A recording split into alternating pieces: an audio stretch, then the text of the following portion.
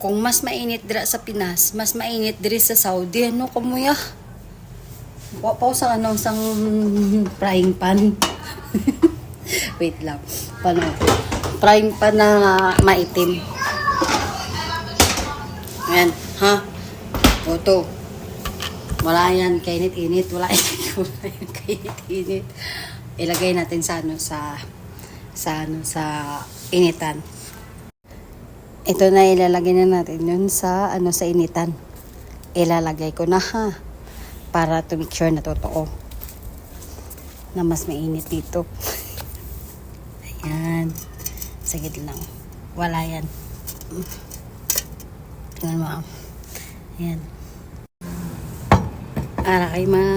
Ay, ito na siya kasi ilalagay ko na yung mantika sa hindi ako mahuli ng amo ko. Ayan na, ha. Kita nyo yan, na totoo yan. Ayan na. Sana hindi ako mahuli ng nanay ko. Uy.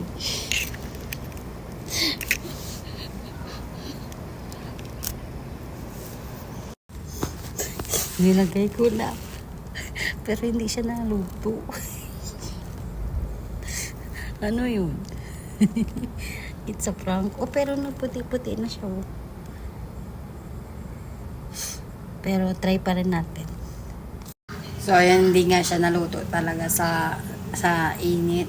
37 degree na dito. Pero try pa rin natin kasi dito sa Middle East umabot ng 40 to 45 degrees ang init. Kaya try natin next month kung totoo ba yung mga video na yan na sobrang init. Pero hindi ako naniniwala. Try natin.